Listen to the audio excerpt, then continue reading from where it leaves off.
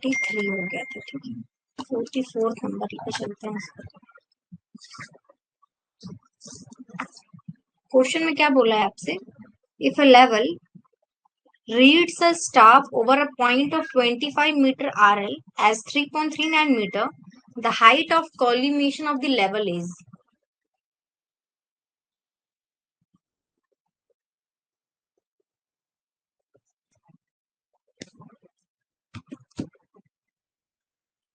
क्या हो जाएगा, ऑप्शन ए में बोलता है 3.39 मीटर, सेकंड बोलता है 21.61 मीटर, थर्ड बोलता है 25.0 मीटर, या फोर्थ बोलता है 28.39 मीटर। हम फोर्थ बोल रहे हैं 28.39। बहुत सिंपल क्वेश्चन, कुछ नहीं करना है इसमें। इसमें क्या बोला है आपसे, if a level read staff kept over point of 25, आपको आरएल दे दिया है, मतलब कोई ग्राउंड है, ये कोई आपका यहाँ का आरएल दे दिया आपको 25 मीटर, ठीक है। आपने यहाँ पे स्टाफ रखा है और यहाँ पे आपका डंपी लेवल है, मान लीजिए आपने रीडिंग पढ़ा, आपको यहाँ का वैल्यू मिलता है 3.39 मीटर। आपसे हाइट ऑफ कॉलीमेशन मतलब एच आई तो पूछा है, हाइट ऑफ कॉलीमेशन मतलब कि इंस्ट्रूमेंट की आपसे हाइट ही पूछी है, तो हाइट कैसे निकालते हैं आप, आरएल में से प्लस कर देते हो बैक साइड वाले वैल्यू को, रीडिंग को। आरएल दिया है 25 और ये रीडिंग दिया है आपको 3.35, सॉरी 3.39, इसको आप सॉल्व करना मिल जाएगा 28.39 मीटर। ऑप्शन फोर्थ सही है, ठीक है। चलिए बस वो हाइट ऑफ कॉलिमेशन बोल दिया है, वही चीज है वो, आपसे इंस्ट्रूमेंट की हाइट पूछना चाह रहा है वो, लाइन ऑफ कॉलिमेशन तक का डिस्टेंस, ठीक है। नेक्स्ट आइए, इसमें क्या बोलता है आपसे, कितना नंबर था ये, 44, चलो इसको 45 ले लीजिए। इसमें क्या बोल रहा है आपसे, if the reduced bearing of a line A B is north 60 degree west and length is 100 metre, then the latitude and departure respectively of the line A B will be. Latitude departure क्या हो जाएगा आपके लिए, reduce bearing north 60 degree west दिया हुआ है आपको,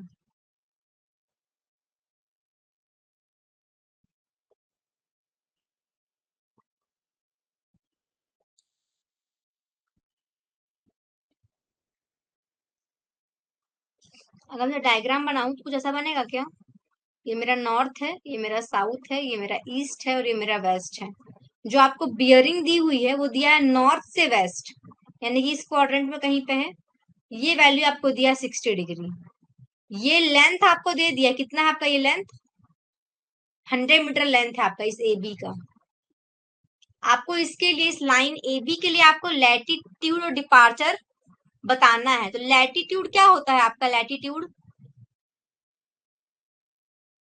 L cos of theta होता है क्या, लैटिट्यूड आपका एल कॉस ऑफ थीटा होता है क्या,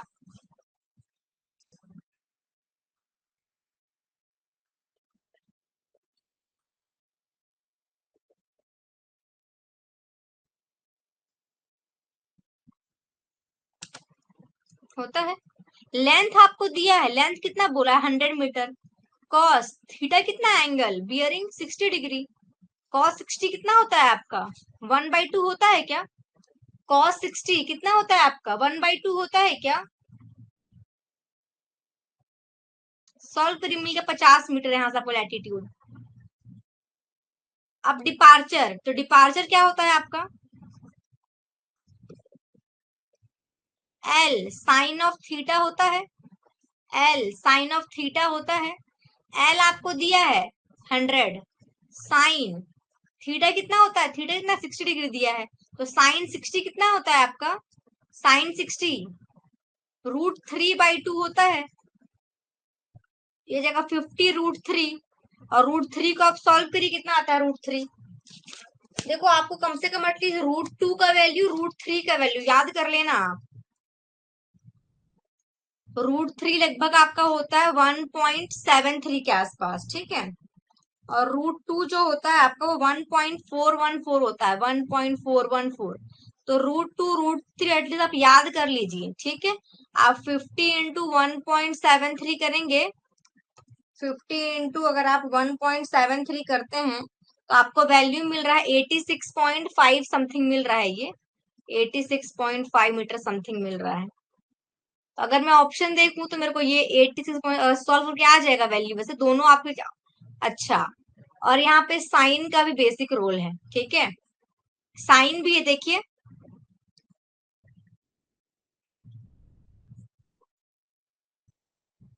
ये तो आपका पॉजिटिव साइन होगा लैटिट्यूड, लेकिन डिपार्चर क्या होगा आपका, डिपार्चर क्या होगा आपका, नेगेटिव साइन होगा डिपार्चर में। तो यहाँ दोनों में, एक में प्लस में है, एक में दोनों प्लस में, और यहाँ पे प्लस माइनस में, तो ऑप्शन ये सही हो जाएगा। वैसे भी आप इसको अगर अगर ये option none of the option नहीं देता है ना, तो आप प्लस माइनस से भी इसको एडजस्ट कर सकते हैं एक वैल्यू निकाल के, क्योंकि आपको ये दिख रहा है कि लैटिट्यूड आपको यहाँ पे पॉजिटिव आने वाला है और डिपार्चर आपका नेगेटिव आने वाला है। साइन तो पता है ना आपको, साइन क्या होता है, ऊपर आपका पॉजिटिव है, नीचे आपका नेगेटिव है, इधर आपका पॉजिटिव, इधर आपका नेगेटिव है वेस्ट में। तो ये जो भी आपका लैटिट्यूड मतलब कि नॉर्थ साउथ वाला लाइन, और डिपार्चर मतलब ईस्ट वेस्ट वाला लाइन, तो अगर आप इस ए बी को इधर घुमा के नॉर्थ की तरफ ले जाएंगे, वैल्यू आपको पॉजिटिव मिलेगा। तो पॉजिटिव आपको सब में पॉजिटिव दिख रहा है, ठीक है। और ये जो आपका नेगेटिव मिलेगा आपको डिपार्चर का वैल्यू, क्योंकि वेस्ट की तरफ आ रहा है वैल्यू आपका, ठीक है।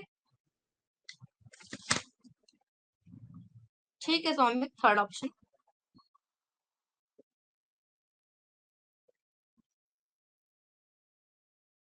चलिए नेक्स्ट पे चले, यहाँ आइए।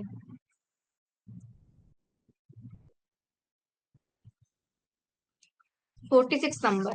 In triangulation, the two perpendicular side of a triangle are measured to be 180 meter and 200 meter. The area enclosed by the triangle will be. आपको ट्राइंगल का एरिया फाइंड करना है, दो इसके परपेंडिकुलर साइड के बीच में जो वैल्यू, दो जो परपेंडिकुलर साइड्स हैं उनका वैल्यू दे दिया है आपको ट्राइंगल का। अब अगर मैं ट्राइंगल में दो परपेंडिकुलर साइड मतलब कि कोई एक एंगल 90 का बन रहा है इसका, और ये आपका ट्राइंगल बन गया, ये मान लीजिए ए बी सी आपका ट्राइंगल बन गया, इसके दो परपेंडिकुलर, अगर ये मैं 180 मीटर बोलती हूँ तो ये मेरा 200 मीटर है, ऐसा ट्राइंगल बन गया, दोनों परपेंडिकुलर। देखो बस आप बोलने का मतलब ये टू परपेंडिकुलर साइड बोला है, मतलब परपेंडिकुलर है कि 90 डिग्री, तो ये इन दो लाइंस के बीच में 90 डिग्री का एंगल बन रहा है, मतलब आपका राइट एंगल ट्राइंगल बन गया। ये कैसा ट्राइंगल बन, ट्राइंगल आपका डिफरेंट टाइप के होते हैं, आइसोसेलेस होता है, इक्विलैटरल होता है, राइट एंगल होता है, स्केलन होता है। तो जिसमें अगर आपका एंगल अगर 90 डिग्री का है तो वो आपका राइट एंगल ट्राइंगल होता है, ठीक है। अब राइट एंगल ट्रायंगल का फॉर्मूला क्या होता है एरिया निकालने के लिए, आपको एरिया निकालना है, इसका कितना होता है area, half base into height, half base into height. तो ये हाफ हो गया, बेस कितना है इसका 200, हाइट कितना है 180। सॉल्व करिए,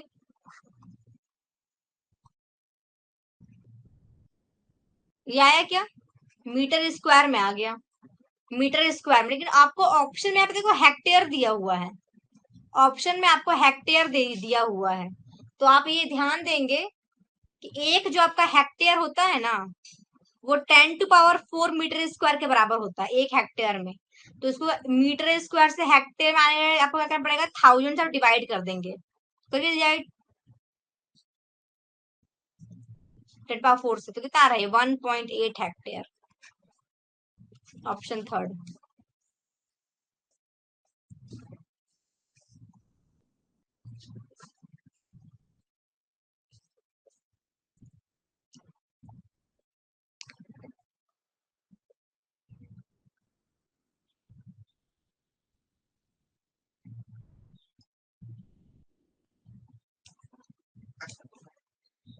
ये क्लियर है क्या, दो परपेंडिकुलर साइड्स की जो लेंथ है आपके ट्राइंगल की गिवन है आपको 180 और 200, आपसे पूछ रहा है area include by triangle, triangle का एरिया फाइंड करना है आपको।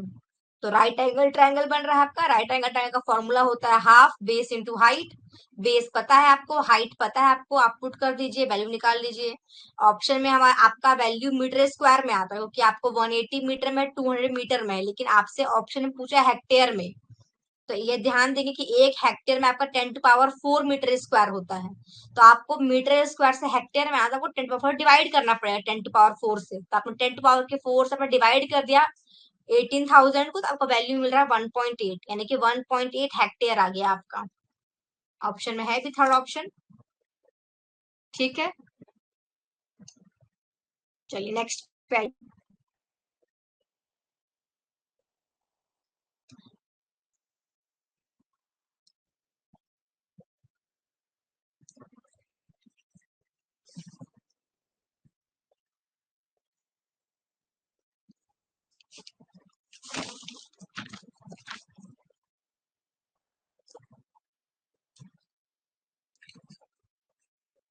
यहाँ देखिए क्या बोलता है इस क्वेश्चन में आपसे, keeping the instrument height as 1.5 metre. आप इंस्ट्रूमेंट की हाइट को 1.5 मीटर रखते हैं, लेंथ ऑफ स्टाफ आपका 4 मीटर है, the slope of the ground as 1/10। आपका जो स्लोप है ग्राउंड का वो 1/10 का है, the site on the down slope must be less than.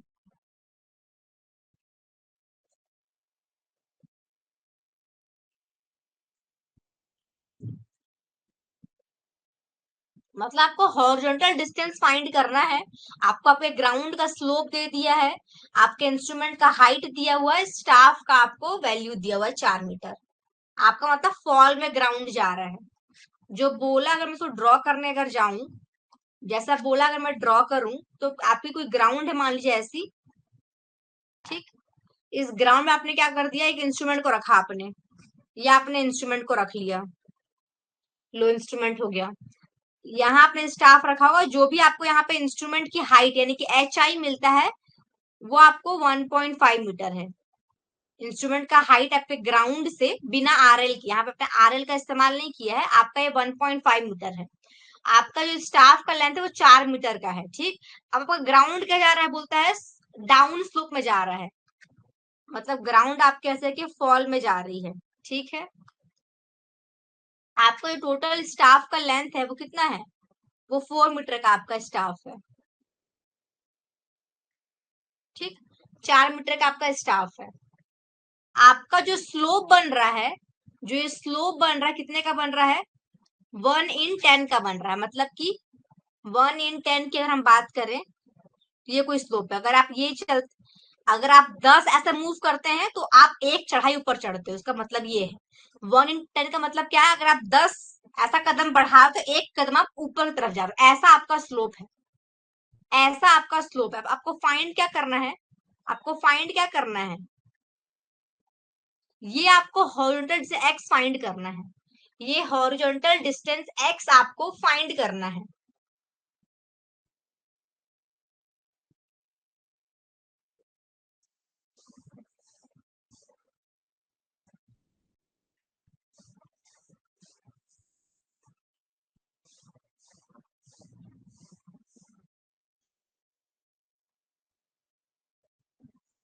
ठीक है, चलिए अगर मैं इसको एक रफली ट्राइंगल मानूं, अगर मैं इसको एक रफली ट्राइंगल मानते हुए, कोई ट्राइंगल ऐसा बनेगा, ये भी कोई ट्राइंगल ऐसा, ये, ठीक है। चलिए अब इस ट्राइंगल की अगर मैं ये डिस्टेंस चाहूँ, अगर ये मेरे को पता है कि ये डिस्टेंस कितना हो, तो कैसे निकाल सकती हूँ मैं, अगर इस पूरे 4 मीटर में से अगर मैं 1.5 मीटर को माइनस करूँ तो कोई वैल्यू मिलेगा ब्लू वाला। कैसे मिला मेरे को ये, मैंने 4 में से माइनस कर दिया 1.5, कितना आता है, कितना आता है,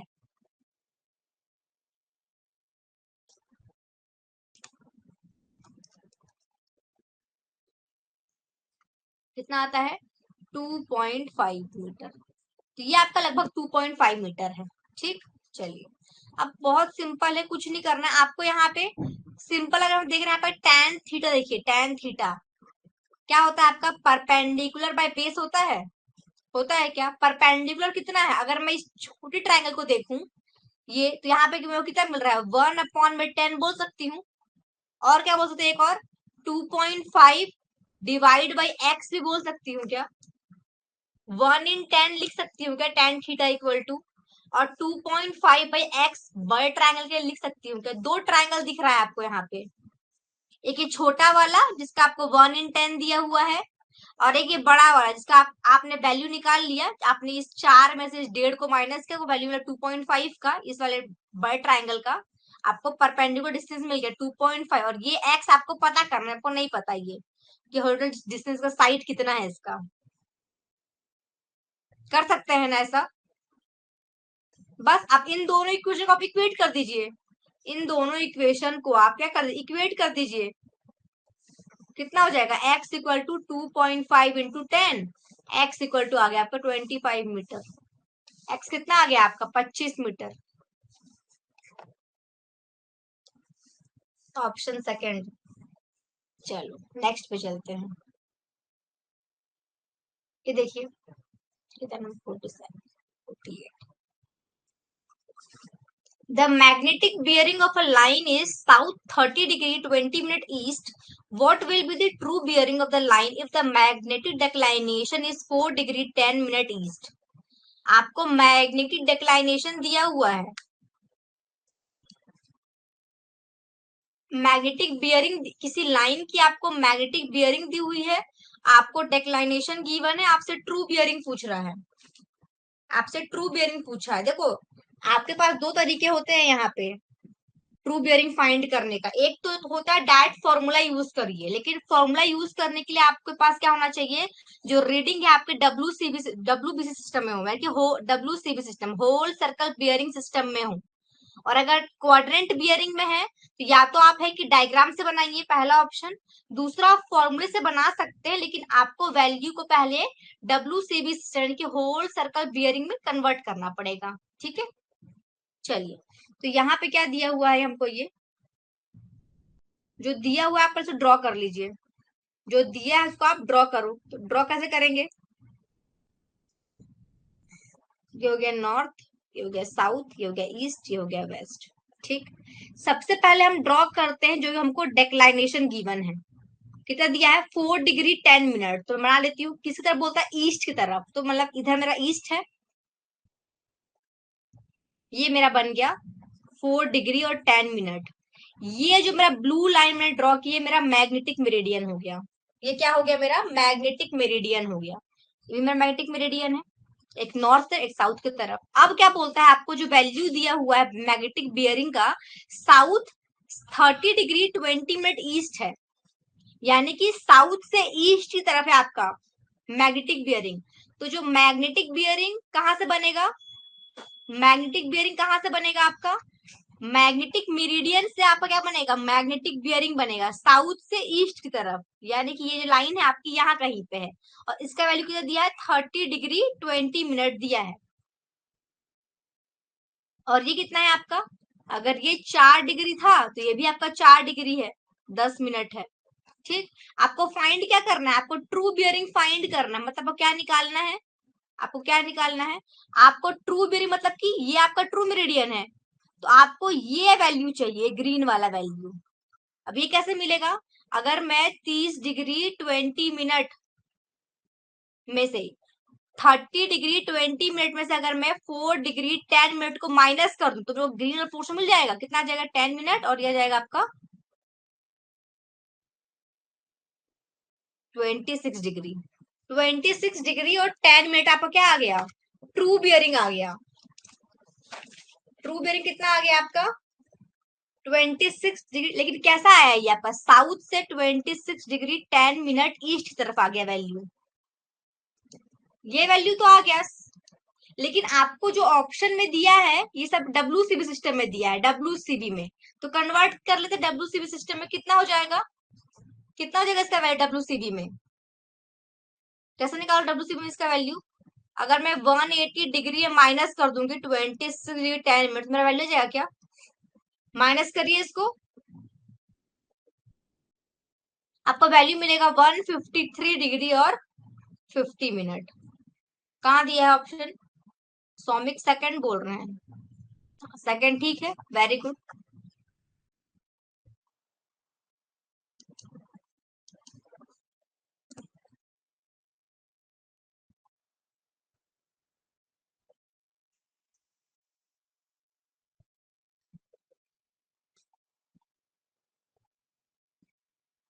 ध्यान देंगे जब भी आपको ऐसा कभी क्वेश्चन बोलता है तो पहले आप ड्रॉ करिए, ड्रॉ करने से चीजें आपको एकदम क्लियर हो जाता है कि क्या करना है।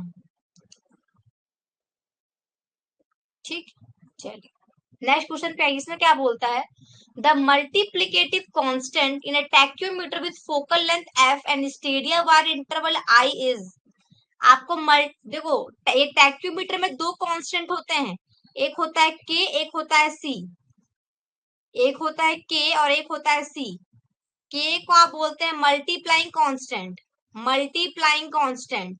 और सी को आप बोलते हैं एडिटिव कांस्टेंट, सी को बोलते हैं आप एडिटिव कांस्टेंट। अब इस के की वैल्यू, अगर आपका लेंस एनालिटिक है तो के का वैल्यू 100 और सी का वैल्यू होता है 0। और इसका फॉर्मूला भी होता है के इक्वल टू होता है एफ बाई आई और सी इक्वल टू होता है एफ प्लस डी। तो फॉर्मूला आप ध्यान देंगे, यहाँ पे आपसे आपसे मल्टीप्लीकेटिव कांस्टेंट यानी कि के लिए फॉर्मूला पूछ लिया है। क्या पूछा है आपसे, के लिए फॉर्मूला पूछा, तो क्या हो जाएगा के लिए फॉर्मूला एफ बाई आई, यानी कि ऑप्शन 2 एफ बाई आई, के इक्वल टू दो कांस्टेंट होते हैं आपके टैक्योमीटर में, एक होता है मल्टीप्लीकेटिव कांस्टेंट, एक होता है एडिटिव कांस्टेंट।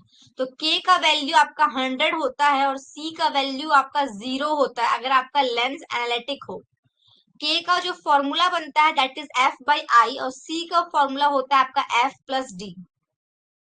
ठीक है, चलिए नेक्स्ट आइए।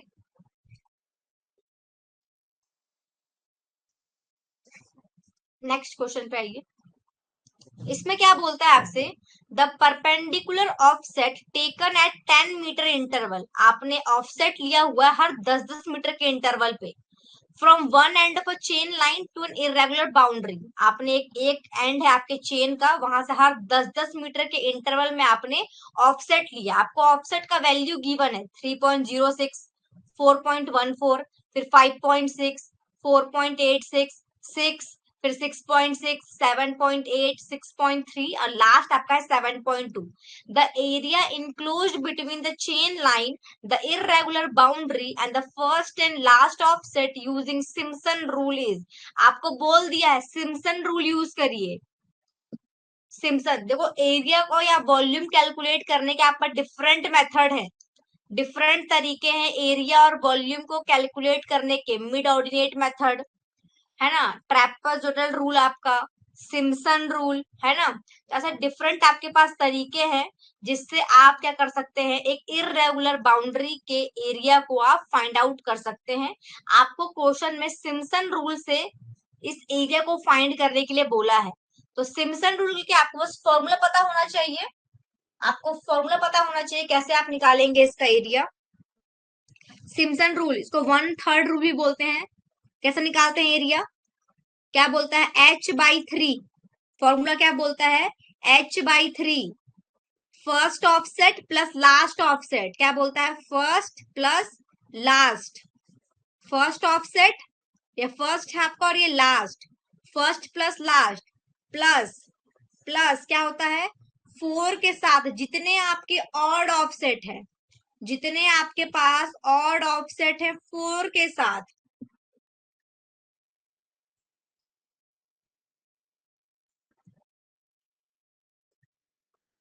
सॉरी इवन होता है 4 के साथ,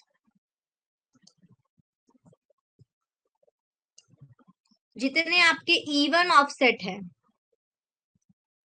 जितने आपके पास इवन ऑफसेट है 4 के साथ प्लस 2 के साथ जितने आपके ऑड ऑफसेट बच रहे हैं,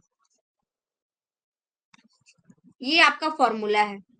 अब देखो, अब देखो यहाँ पे एच कितना हो जाएगा, आपको कितना बोला है, आपने हर कितने इंटरवल पे काउंट करा है, आपने हर 10-10 मीटर के इंटरवल पे, हर 10-10 मीटर के इंटरवल पे आपने ऑफसेट लिया है, तो वो 3.06 मिला आपको, फिर आपको 4.14 मिलता है, फिर आपको 5.6 मिलता है, फिर आपको 4.86, ऐसा सो ऑन आगे आप बढ़ते गए हो, ऐसे सो ऑन आप आगे बढ़ते गए हो। ठीक है, तो एच आपका कितना है, जितना आप इंटरवल लेते हैं ना वही आपका एच होता है, जो आपने इंटरवल लिया है वही आपका एच होता है। यहाँ एच हो गया 10, 10/3, पहला ऑफसेट प्लस लास्ट ऑफसेट। तो पहला कितना है आपका है 3.06 और लास्ट कितना है 7.2। 7.2 ये तो हो गया पहला ऑफसेट प्लस लास्ट ऑफसेट। अब इसके बाद क्या हो जाएगा प्लस 4। 4 के साथ जितने आपके इवन है, इवन मतलब कैसे, हम अगर काउंट कर रहे हैं, इसको आप 1 बोल रहे हो, इसको आप 2 बोले, इसको 3 बोले, इसको 4 बोले, इसको 5 बोले, 6 बोले, 7 बोले, 8 बोले, 9 बोले। अब इवन क्या होता है, जो 2 के मल्टीपल में आते हैं, तो 2 आपका इवन है, 4 इवन है, 6 इवन है और 8 इवन है ना। तो जो जो वैल्यू आपके इवन के है लिख दीजिए। क्या है 4.14 प्लस 4.86 प्लस 6.6 और प्लस 6.3।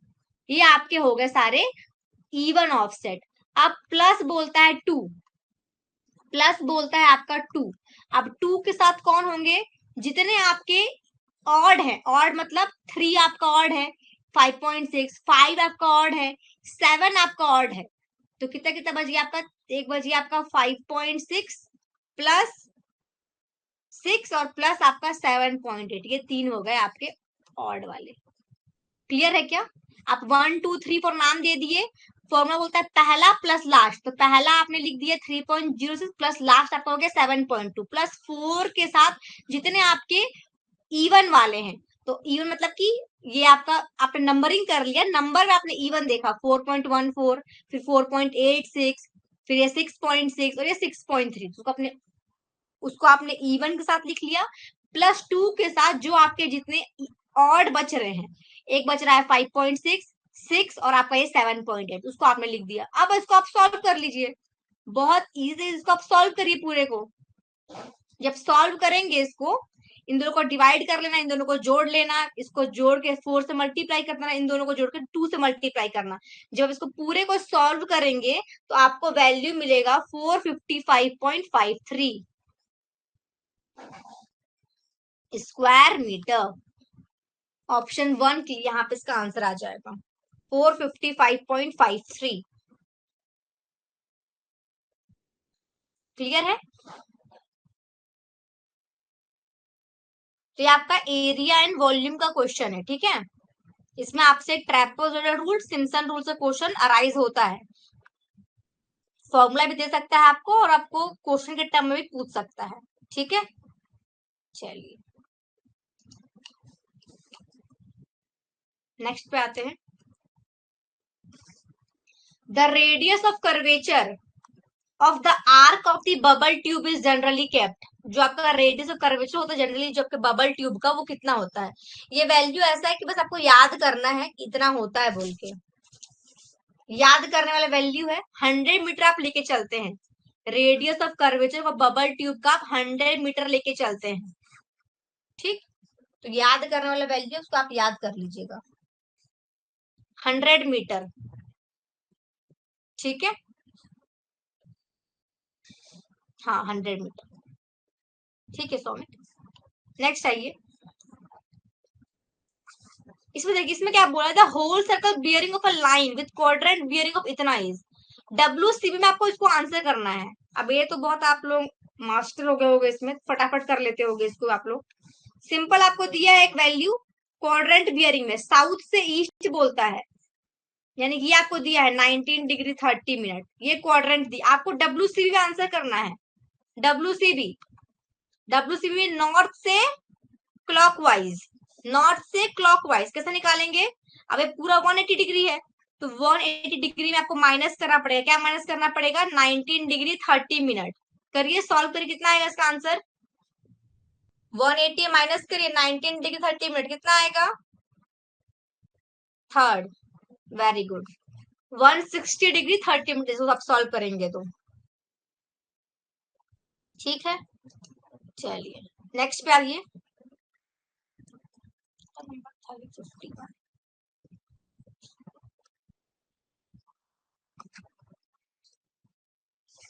यहाँ देखिए इसमें क्या बोलता है, what will be the RF for a scale of 2.5 centimetre equal to 100 metre. RF, RF क्या हो जाएगा, स्केल दिया है 2.5 सेंटीमीटर इक्वल टू 100 मीटर। मैं कल ही बोली थी आपको, RF आप जब भी बात करते हैं RF का, आरएफ का होता तो क्या है, मैप में डिस्टेंस अपॉन में ग्राउंड का डिस्टेंस, इसी के रेशियो को आप स्केल भी बोलते हैं। आरएफ भी एक डिनोट करने का तरीका है बस, लेकिन आरएफ की कंडीशन में क्या है कि ऊपर और नीचे का यूनिट होना चाहिए सेम। यहाँ पे दिया है 2.5 सेंटीमीटर, इक्वल टू बोलता है 100 मीटर। सेंटीमीटर मीटर नहीं चलेगा, सेम करिए।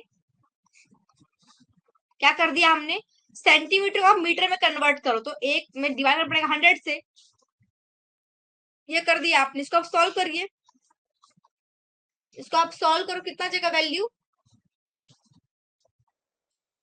1 इन आपका आ जाएगा 4000। थर्ड,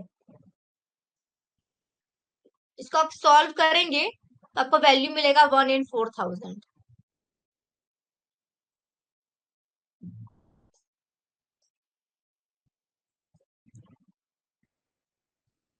ठीक है, चलो नेक्स्ट आइए।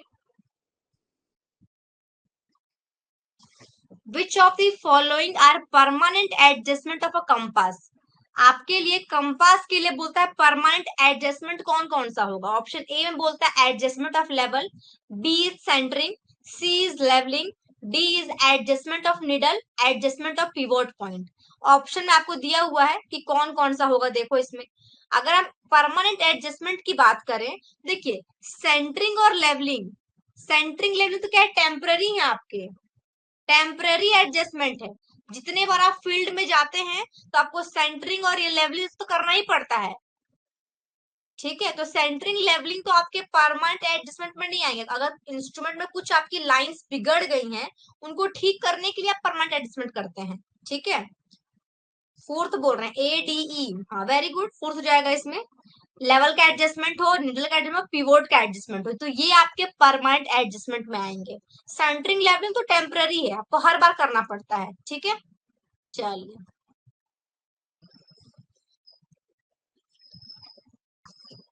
ये देखिए इसमें क्या बोलता है, the distance is measured along a ground with uniform slope of 9 degree. आपको स्लोप दिया है 9 degree, was found to be इतना। आपने 9 डिग्री के स्लोप में डिस्टेंस को मेजर किया, आपको वैल्यू मिलता है 235। तो आपसे बोलता है कि द हॉरिजॉन्टल डिस्टेंस इज, तो जो हॉरिजॉन्टल डिस्टेंस वो कैसे निकालोगे। क्या दिया है आपको, क्या दिया है आपको, ये आपका 9 डिग्री का स्लोप है, इसमें आपने लेंथ को मेजर, आपको ये वैल्यू मिलता है 235 मीटर। आपसे ये हॉरिजॉन्टल डिस्टेंस का वैल्यू पूछा है। ये आपको ऐसा लग रहा है क्या स्लोप करेक्शन है, ये आपको स्लोप करेक्शन लग रहा है क्या। स्लोप करेक्शन के लिए क्या फॉर्मूला बनता है, अगर आपको एंगल पता हो तो, L not 1 - cos of theta होता है क्या, L not 1 - cos of theta होता है ना। एल नॉट मतलब वैल्यू, लेंथ का वैल्यू, 1 - cos आपका 9 डिग्री। ये बिना कैलसी से सॉल्व नहीं होगा, पर एक क्वेश्चन आपके एसएमसी में आया हुआ है, सेकंड क्लास में क्वेश्चन आया हुआ है आपके, तो ये क्वेश्चन चीज से नहीं बना होगा। ठीक है, कुछ अगर वैल्यू ऐसा हो जिसमें cos 30 का 45 जिसका आप आंसर कर सकें। ठीक है, अब 9 डिग्री दे दिया है, लेकिन आप इसको ऐसे सॉल्व कर सकते हैं, मैं बता रही हूँ आपको बस। ठीक है, आपने यहाँ पे क्या किया, स्लोप का फॉर्मूला लगाया आपने, यहाँ से वैल्यू को आपने फाइंड कर लिया, आपको वैल्यू मिलता है 2.89 मीटर। इतने का आपको करेक्शन करना पड़ेगा। अब आपको पता है कि जो स्लोप करेक्शन होता है वो हमेशा नेगेटिव करेक्शन होता है, तो अगर आपको वैल्यू को सही करना है कि जो आपका एक्चुअल में लेंथ होगा, जो आपका ट्रू लेंथ होगा वो कैसे निकालोगे आप, तो 235 में से वो माइनस कर देंगे 2.89, तो आपको वैल्यू मिलेगा 232.11। ये ऑप्शन यहाँ पे दिया थर्ड नंबर में। फिफ्थ नहीं होगा, थर्ड होगा।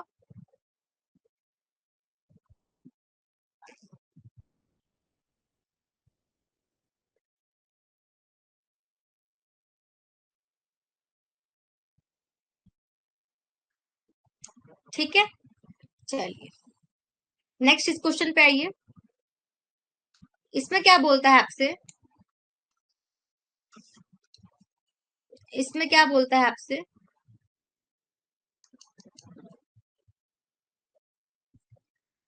a tape of 4 mm square cross sectional area was exactly 30 meter long at 20 degrees Celsius when placed on the flat under a pull of 75 Newton. A survey line was measured with this tape under a pull of 120 Newton and found to be 810 meter. If the modulus of elasticity of the material of the tape is 2.1 to the power 5 meter per mm square and the average temperature during measurement was 30 degree Celsius, the correction for pull is. देखिए यहाँ आपको temperature भी question में given है, आपको temperature भी दे रहा है, वो आपको टेम्परेचर भी क्वेश्चन में गिवन है, लेकिन आपसे यहाँ पे सिर्फ करेक्शन फॉर पुल पूछा है, पुल करेक्शन। क्या पूछा है आपसे? सिर्फ और सिर्फ पुल करेक्शन पूछा है इसने, ठीक है। अब पुल करेक्शन का फॉर्मूला क्या होता है? क्या होता है? P minus P naught L upon में ए और होता है ई। यहाँ P क्या होता है? जिस टेम्परेचर में आपने फील्ड में मेजर किया वो P है। P नॉट मतलब स्टैंडर्ड वाला, P नॉट का मतलब क्या है आपका? स्टैंडर्ड। तो स्टैंडर्ड कितना दिया है आपको? स्टैंडर्ड कितना है आपका? 75 मीटर पर स्टैंडर्ड है।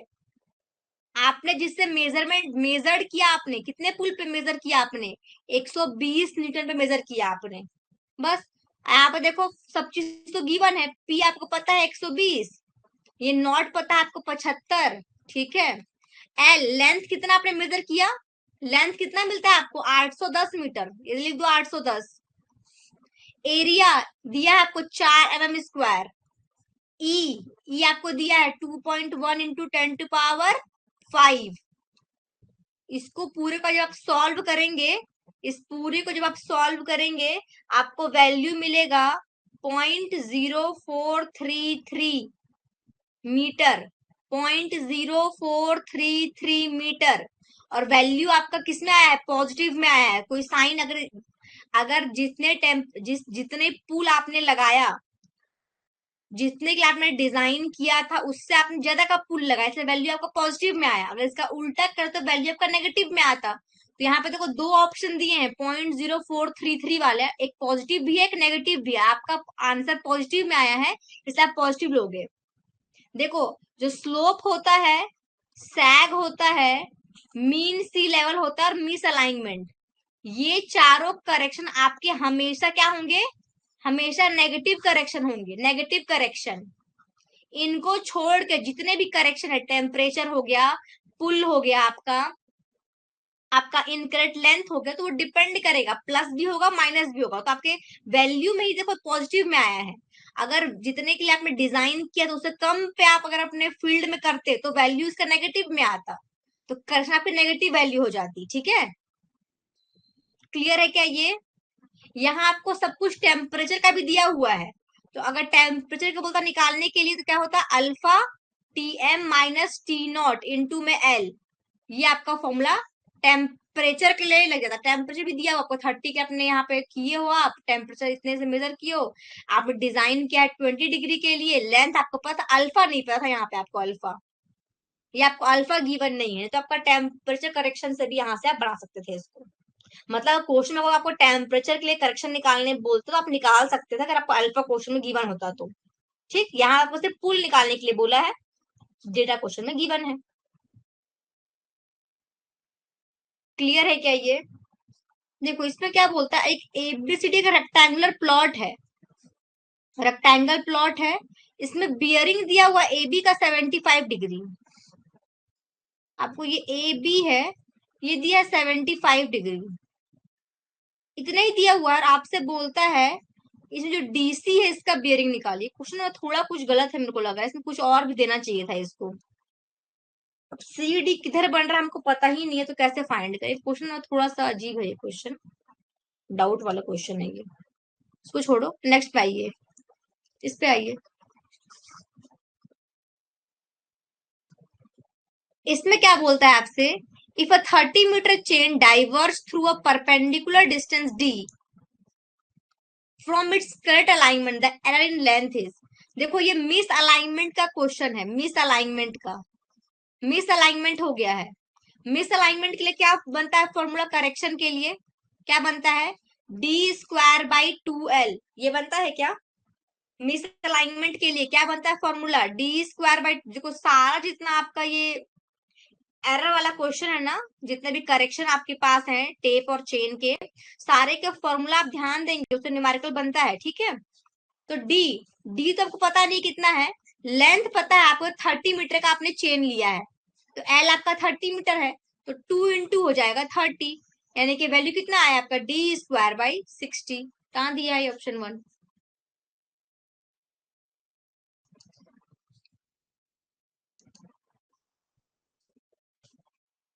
हाँ 1 हो जाएगा, ठीक है सौमिक, ठीक है, डी स्क्वायर बाई 60।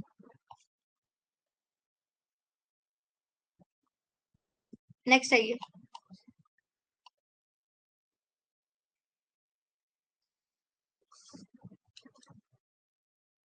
इसमें क्या बोलता है, if the adjusted value of latitude and departure for a traverse line obtained in a field survey are इतना इतना, आपको लैटिट्यूड दिया है, कितना दिया है 238.65 मीटर, और डिपार्चर बोलता है 119.38 मीटर। आपको बोलता है इसके लिए आप लेंथ फाइंड करिए और एजिमुथ यानी कि बियरिंग बताइए। लेंथ और बियरिंग निकालने बोला है आपको।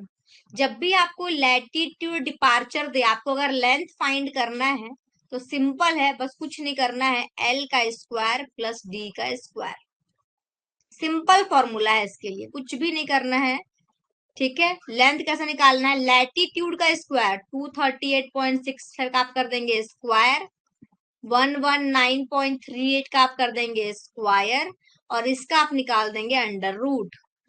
इसको जब आप सॉल्व करेंगे, इसको जब आप सॉल्व करेंगे तो आपको वैल्यू मिलेगा 266.84 मीटर।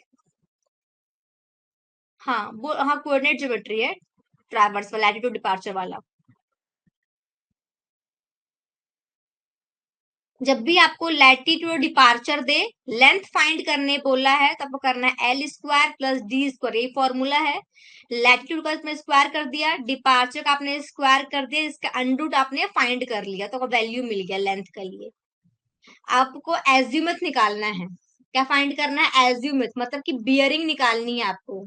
तो इसके लिए थीटा इसका बनता है, जो भी आपका डिपार्चर है अपॉन लैटिट्यूड, तो डिपार्चर कितना दिया है आपको 119.38, लैटिट्यूड आपका है 238.65, इसको आप करेंगे तो tan थीटा होता है ये, tan ऑफ थीटा। तो इसको सॉल्व करेंगे तो थीटा इक्वल जो आपका tan इनवर्स, ये बिना कैलकुलेटर के नहीं बनेगा आपसे, हाँ इनवर्स हो जाएगा। इसको आप सॉल्व करेंगे तो वैल्यू मिलेगा आपको, जो मिल जाएगा यहाँ पे 26.57 समथिंग आएगा डिग्री में। तो आपका ये वाला ऑप्शन सही है, इसमें 266 और 26.57 ऑप्शन 2,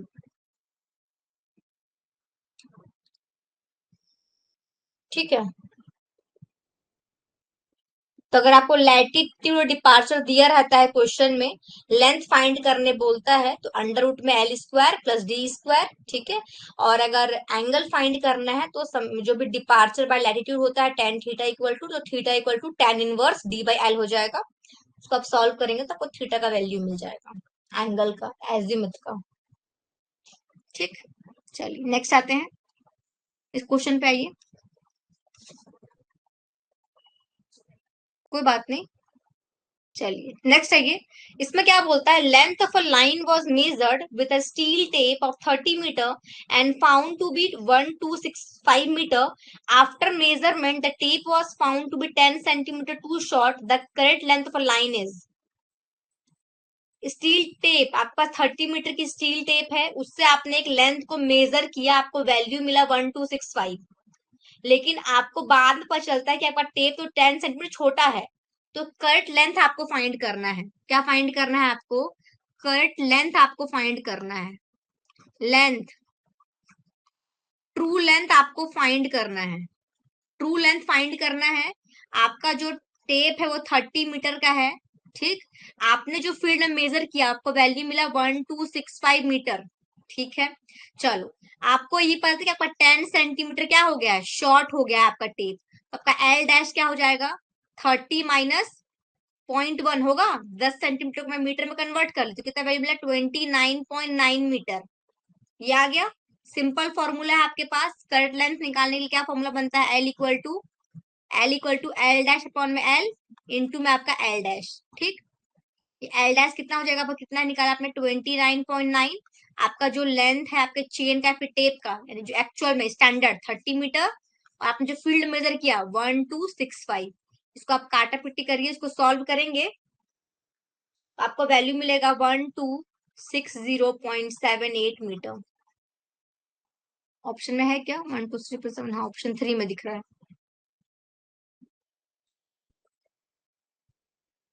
छोटा हो गया इससे हमने माइनस किया, अगर बड़ा हो गया बोलते हम प्लस करते। ध्यान देंगे, शॉर्ट बोलेगा तो आप माइनस करेंगे, और आपका इलोंगेट हो गया है, लेंथ आपका इंक्रीज हो गया है बोलेगा तो आप प्लस करेंगे एल डैश निकालने के लिए। एल हमेशा जो कैपिटल एल है आपका, वो क्या होता है, जो भी आपका स्टैंडर्ड चेन या टेप का वैल्यू है 20 मीटर है, 30 मीटर, वही होगा नीचे में। ठीक है,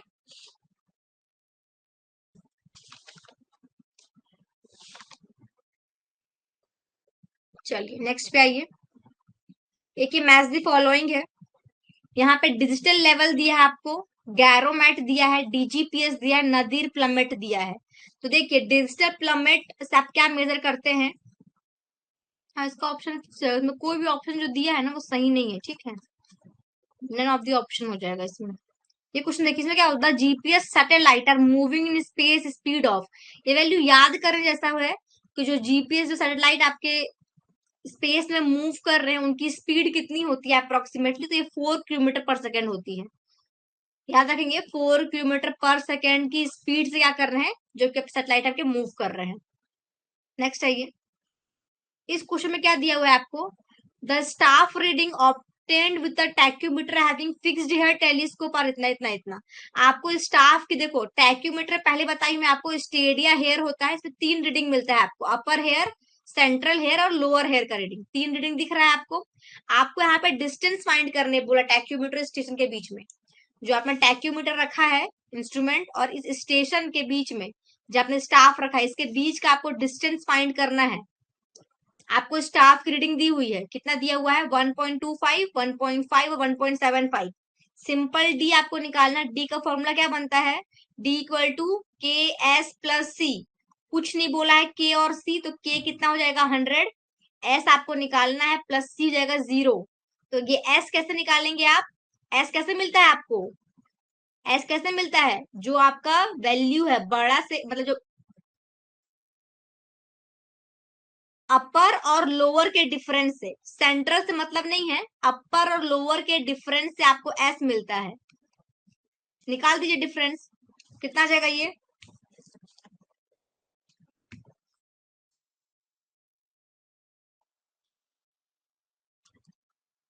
कितना आ जाएगा ये आपको मिलेगा 0.5 मीटर। यहाँ पुट कर दीजिए 0.5, इसको सॉल्व करना पड़ेगा 50 मीटर डिस्टेंस का वैल्यू। ऑप्शन 2,